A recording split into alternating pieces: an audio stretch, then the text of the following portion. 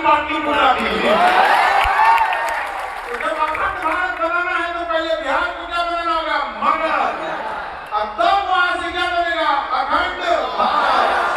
तो आप लोग को जैसे देख के लगता है पक्का बनाओगे आप लोग, ऐसा कोई फ्री में जहां आप लोग नहीं पहुंचे हैं।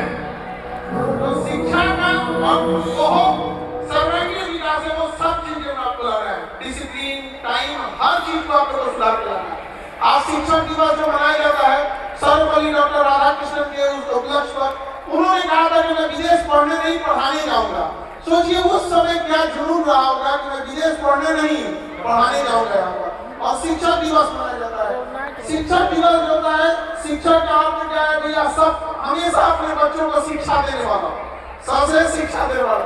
ख्याल से देखेंगे तो विद्यार्थियों की अगर कोई छोटी मोटी गलतियां हुई तो उसे क्षमा करके उसे फिर से आगे ले जाने वाला। तो क्या हो जाएगा? अगर आप में कोई कमियां हैं तो पहले उस कमियों को चिन्हित करेगा, फिर आपको इस कमियों के बारे में अवगत कराएगा, फिर स्वयं खड़ा होकर आपको उस कमियों को आप ही के हाथ से दूर कराएगा। वो हो जाता है शिक्षक।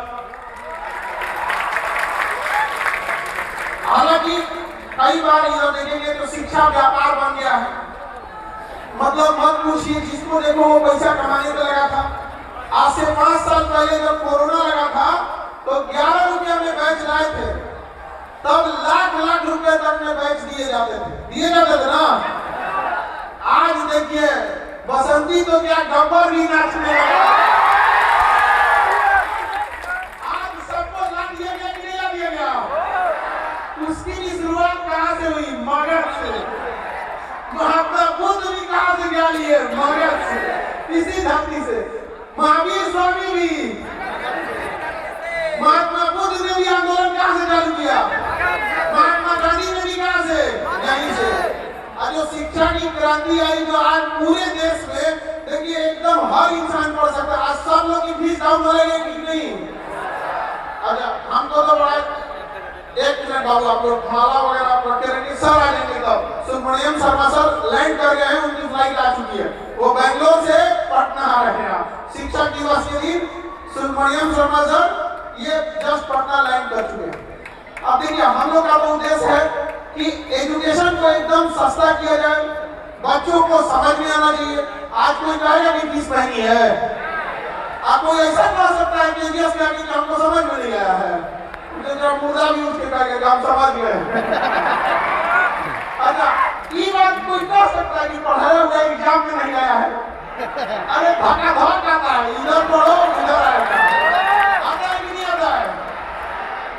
इस बार नीट की परीक्षा सबसे टफ हुई थी, लेकिन थैंक गॉड हम लोग को ये नहीं कहना पड़ा कि हम लोग नहीं पढ़ाए थे, पढ़ाते थे भैया। अब उस बार एकदम नीट ने दुश्मनी निकाल दिया था। तो अभी हम कुछ बच्चे हम आए थे तो बाहर मिले थे, तो उन बच्चों का कहना था कि सर एक तो टीआरई 4 की परीक्षा में इतना लेट हो रहा है और ओकरा में से हम लोग से फीस पे फीस लिया जा रहा है, आप इसके लिए भी कुछ कीजिए। तो देखिए एक तो सरकार को सोचना चाहिए कि इतना देर काहे नहीं रखा रहे भैया, तो चुनाव में वैकेंसी देना है, चुनाव खत्म होने जा रहा है, जल्दी जल्दी करो। और वैकेंसी कौन करा रहे? दरोगा का देख लीजिए, वो अटका के रखे हुए लोग यहाँ पे।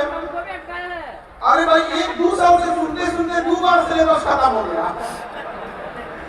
इन सब लोगों के लिए भी हम लोग व्यवस्था कर रहे हैं, और खास करके टीआरई वाले बैच वाले बच्चे, क्योंकि वो एकदम गेटे पे रोक दिए थे।